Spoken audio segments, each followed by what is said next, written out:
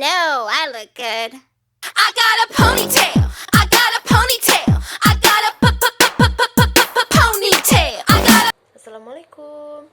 Perkenalkan, kami dari kelompok 10 yang beranggotakan saya Widri Monika dengan NIM 19301095 dan dua teman saya Febra Mayura Khairanisa dan Sally Anggraini. Di sini kami akan menjelaskan mengenai tahap-tahap pemberian makan kepada anak usia dini. Dan yang pertama itu saya akan menjelaskan mengenai pengertian ASI.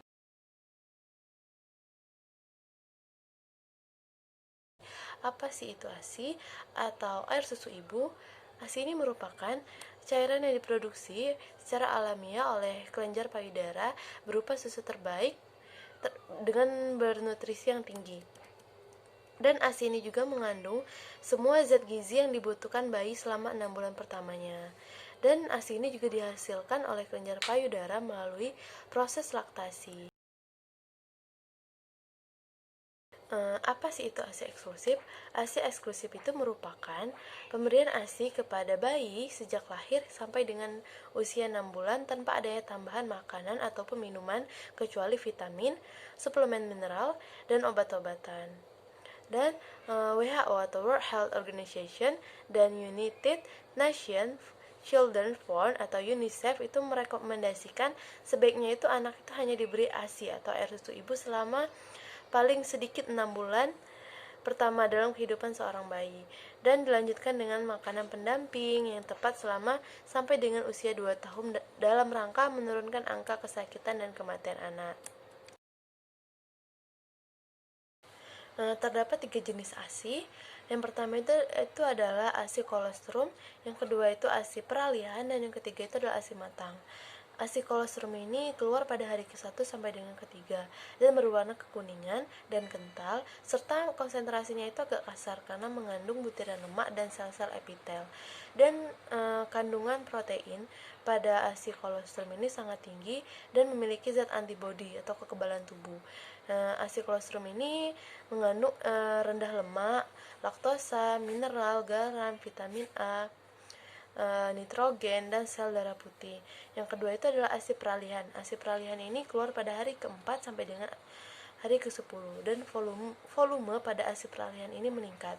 Dan ASI peralihan ini mengandung tinggi lemak, laktosa, vitamin, larut air, dan karbohidrat.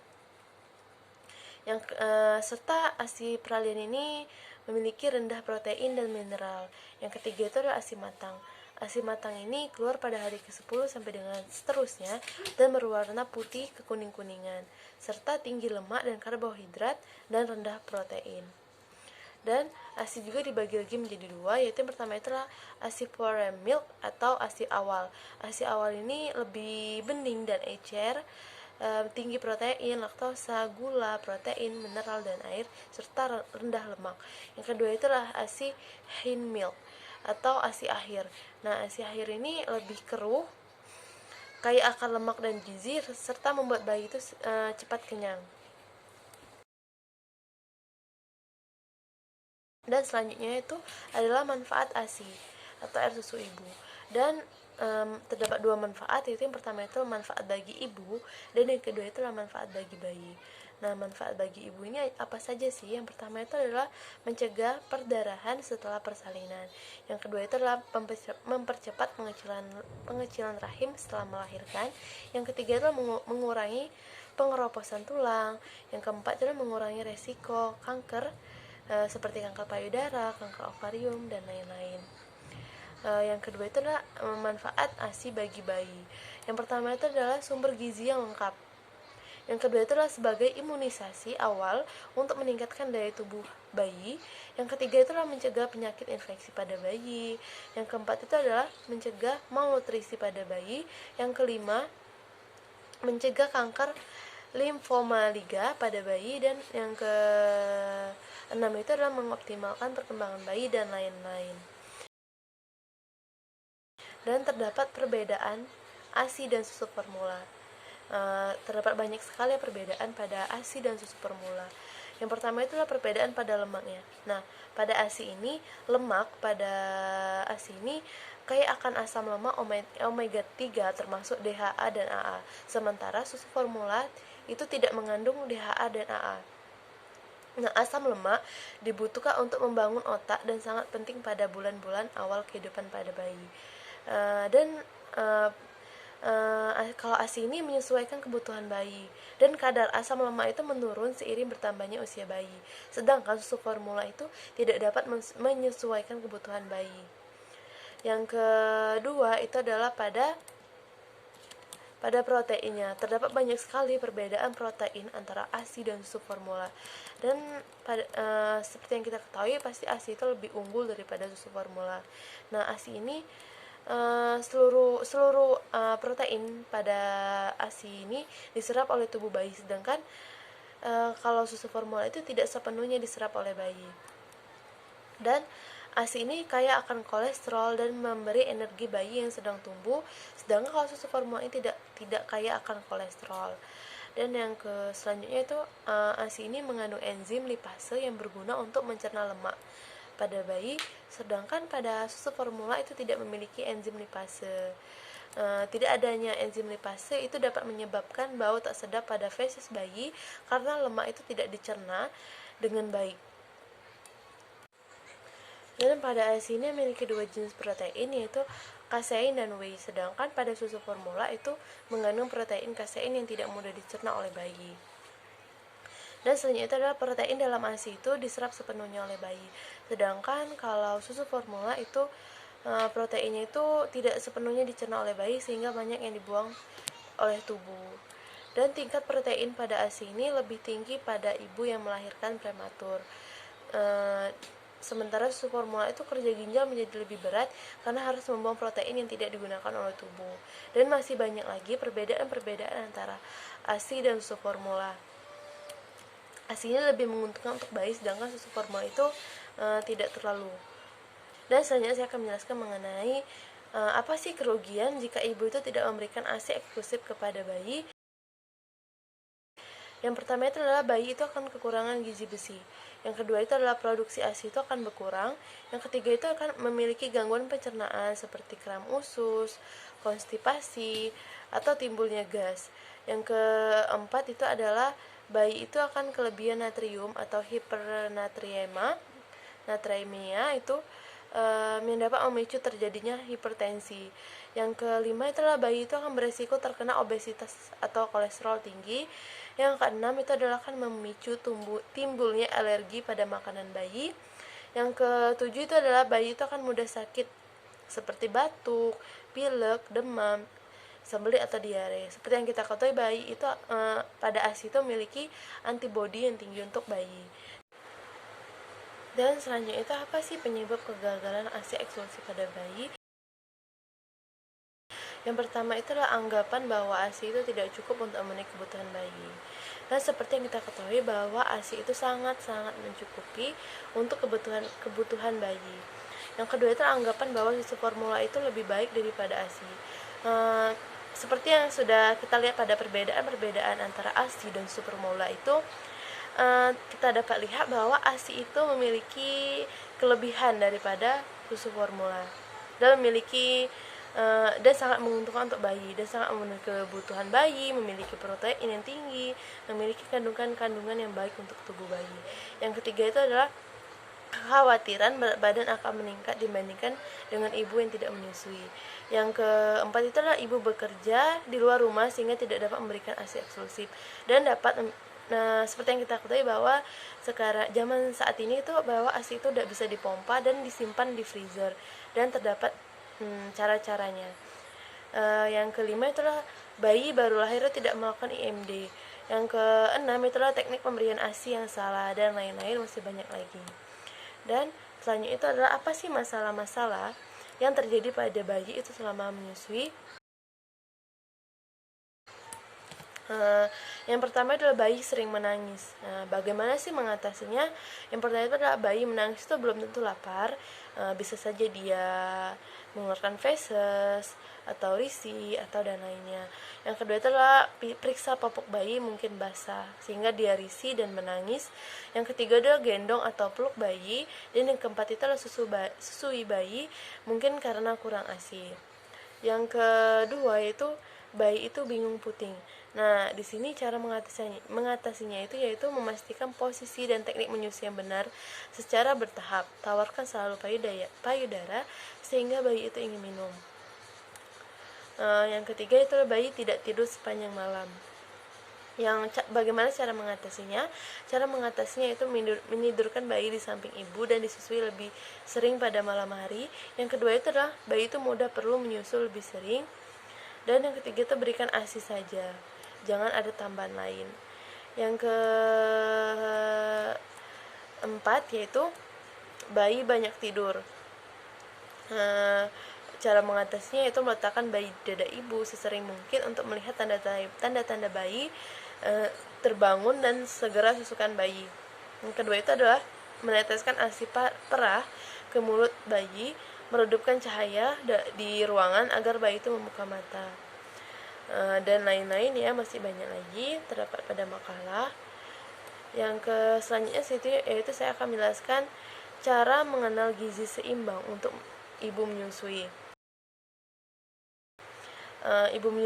Pada ibu menyusui itu sangat perlu memerlukan energi yang besar, atau harus juga memenuhi gizi seimbang agar bayinya itu sehat dan memiliki kebutuhan atau protein yang cukup.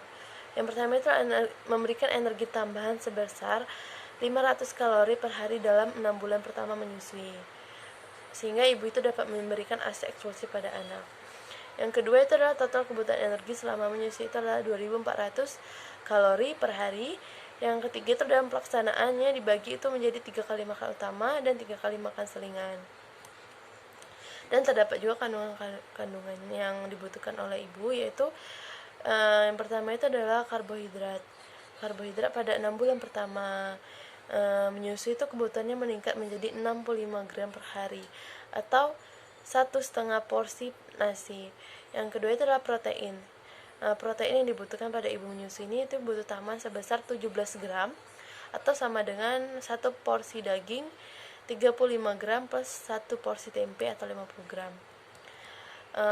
Yang ketiga itu lemak. Lemak ini dibutuhkan 4 sendok minyak atau 20 gram, dan lemak yang dibutuhkan lemak tak jenuh ganda seperti omega 6 dan omega 3, yaitu ikan 2-3 kali per minggu. Yang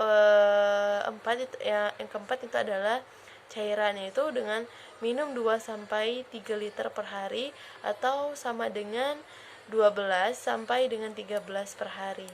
Yang kelima itu adalah vitamin dan mineral. Vitamin dan mineral yang dibutuhkan yaitu vitamin B1, B6, B2, B12, vitamin A, yodium dan selenium. Dan kebutuhan vitamin dan mineral ini sebanyak 3 porsi per hari, dan sayuran dan buah-buahan.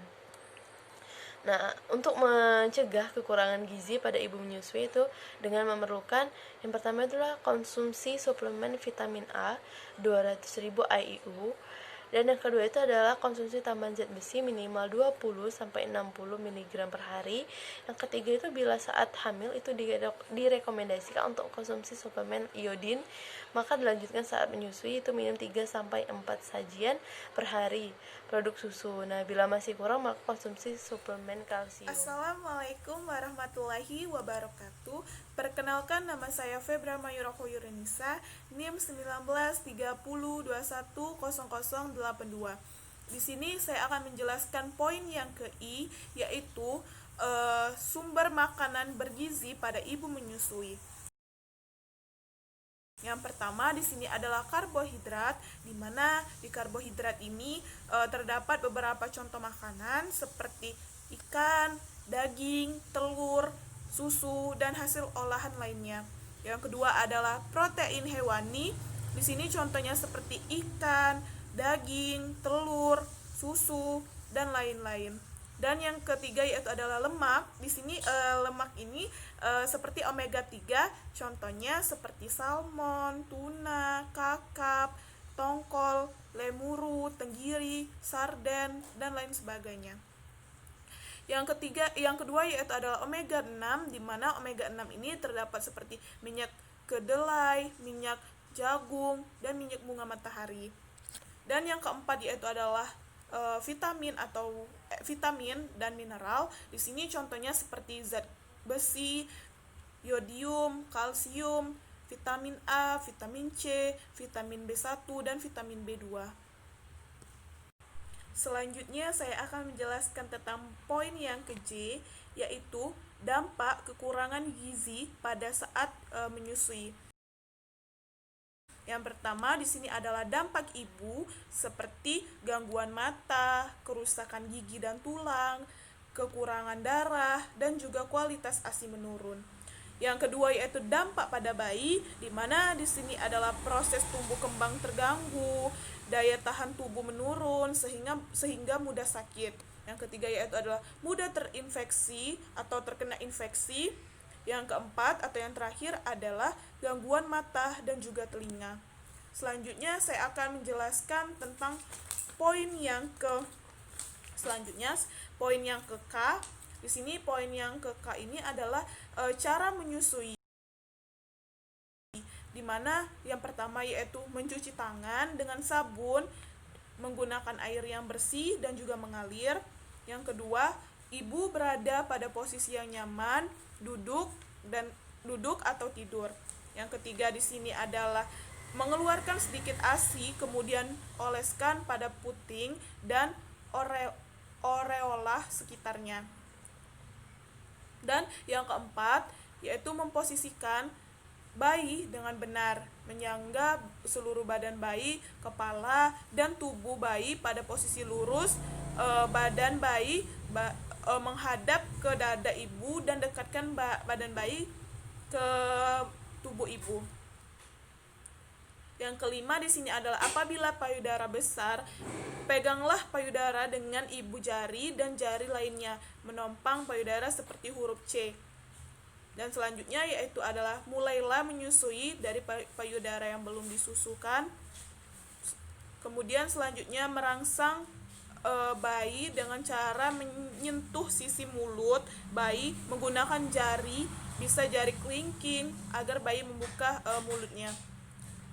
Kemudian langkah selanjutnya adalah mendekatkan kepala bayi kepada payudara ibu, kemudian masukkan puting dan areola ke mulut bayi. Posisikan dagu dan bibir bawah menempel pada payudara, dan juga usahakan sebanyaknya mungkin daerah areola masuk ke dalam mulut bayi.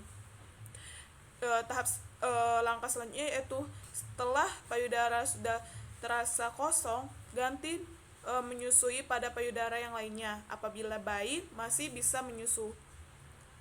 Selanjutnya setelah selesai menyusui, lepaskan isapan bayi dengan cara menekan dagu bayi ke bawah atau letakkan jari kelingking di sudut mulut bayi.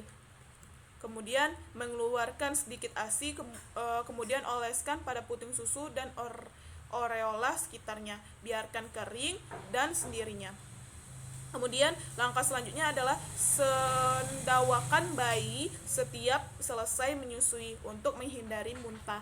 Dan tahap yang terakhir adalah minum air putih 1 gelas setelah selesai menyusui. Selanjutnya saya akan menjelaskan tentang poin yang ke L, yaitu kebutuhan ASI untuk bayi. Takaran ASI pada bayi umur 0-6 bulan. Yang pertama pada 1 hari, di mana kebutuhan dalam milinya di sini 5-7 mili dalam 1 kali minum. Kemudian pemberian ASI-nya setiap 2 jam sekali. Jika umurnya 3 hari, kebutuhan dalam milinya 22-27 ml dan pemberiannya 8-12 kali per hari. Kemudian jika umurnya 1 minggu, kebutuhan dalam mililiternya 45-60 ml sekali minum atau 400-600 per hari. Pemberiannya 8-12 kali dalam 1 hari. Kemudian umur 1 bulan, Di sini kebutuhan dalam milinya 80 sampai 150 mili sekali minum. Pemberiannya bisa diberikan 8 sampai 12 kali dalam sehari, setengah sampai 2 jam sekali pada siang dan 3 jam sekali pada malam hari. Kemudian pada umur 6 bulan di sini pemberiannya 720 mili per hari. Kemudian pemberiannya 720 mili per hari ditambah ASI perah. Kemudian usia 7 bulan, di sini pemberiannya kebutuhan takarannya adalah 875 mili per hari. Diberikannya 93% dari asupan gizi atau hari ditambah MPASI. Dan yang usia 1 tahun, di sini 550 mili per hari dan pemberiannya 550 hari atau ditambah dengan MPASI. Kemudian di sini saya akan menjelaskan poin yang ke-M. Di sini cara pemberian makanan bayi yang optimal melalui 10 langkah menuju keberhasilan menyusui. Langkah pertama adalah sarana pelayanan kesehatan mempunyai kebijakan tentang penerapan 10 langkah menuju keberhasilan pada saat menyusui.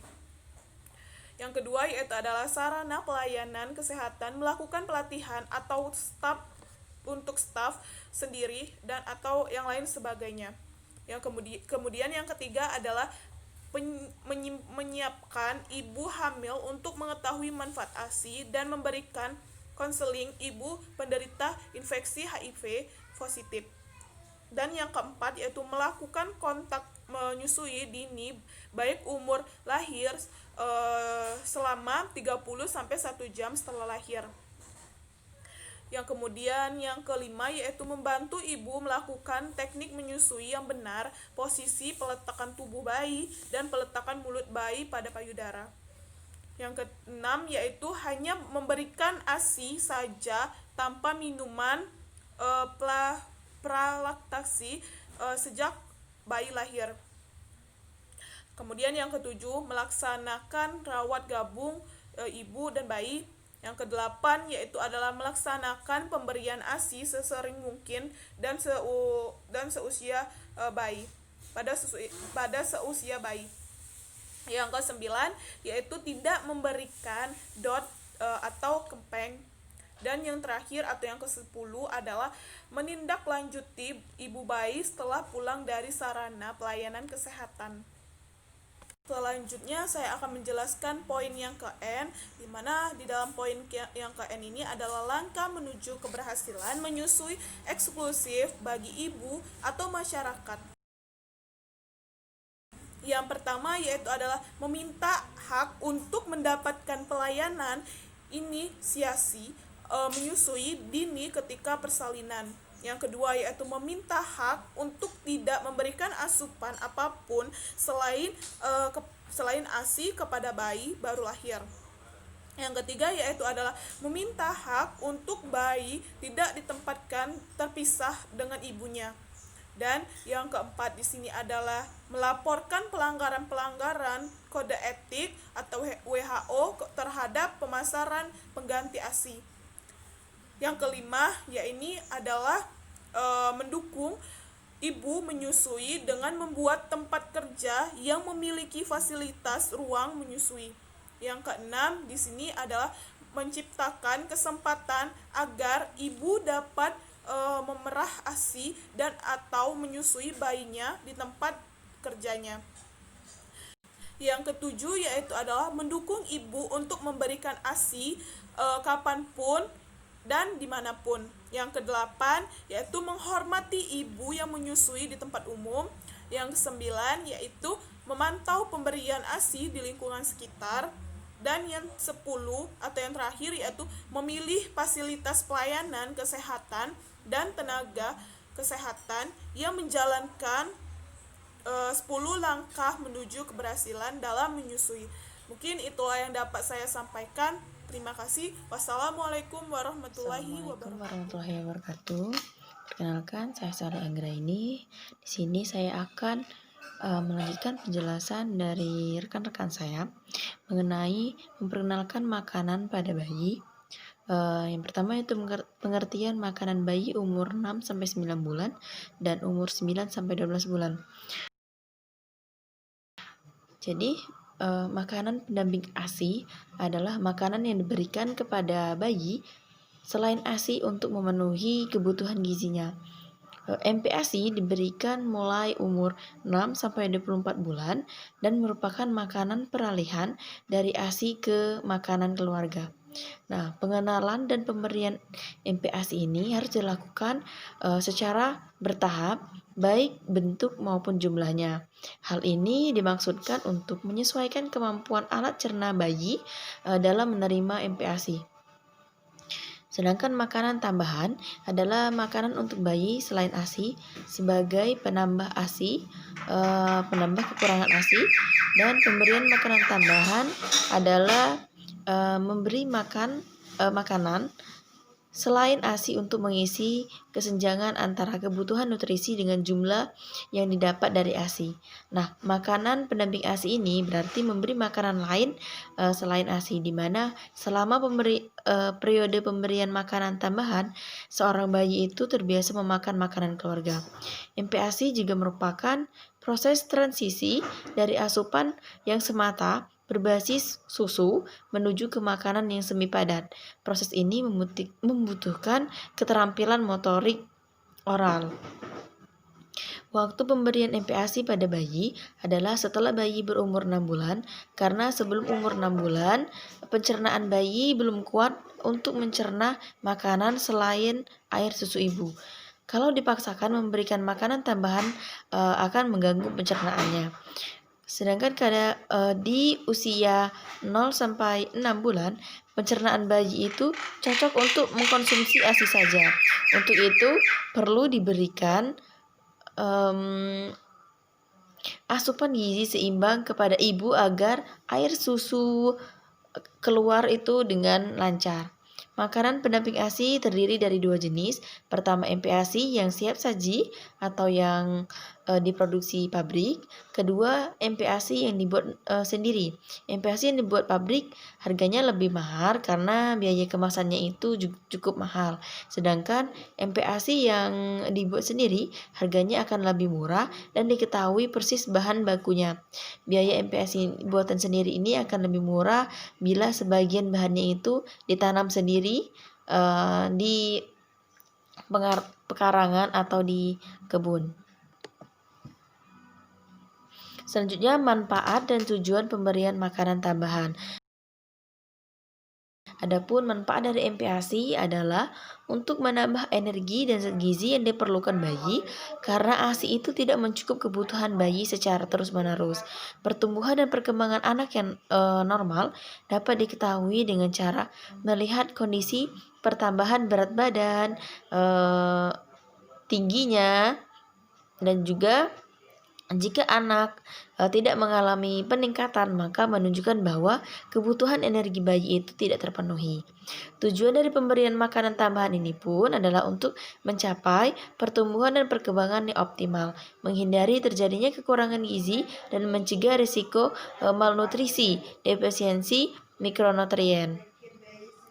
Contoh dari makanan bayi yang berumur 6-9 tahun dan umur 9-12 bulan, 6-9 bulan yang tadi ini, dan umur 9-12 bulan. Makanan yang diberikan sebaiknya itu atas dasar kandungan gizi, bukan hanya memenuhi rasa kenyang bagi bayi.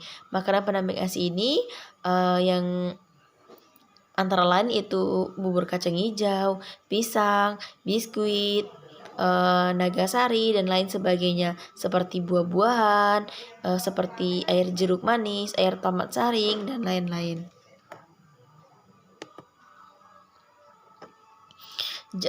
Selanjutnya yaitu jadwal pemberian makan umur 6-12 bulan. Umur 6 bulan, ASI itu diteruskan mulai pemberian MPASI, baik itu bubur susu, pisang, air jeruk, pepaya saring, dan umur 7 bulan itu ASI diteruskan MPASI, bubur susu atau tim saring, pisang, air jeruk, pepaya saring, dan umur 8 bulan ASI itu diteruskan MPASI-nya seperti tim saring, pisang, air jeruk, pepaya saring, dan umur 9-12 bulan itu ASI diteruskan, anak telah dapat diberi mulai dari bubur nasi sampai pada nasi tim diberikan 3 kali dalam sehari. Selanjutnya makanan untuk umur 12-24 bulan.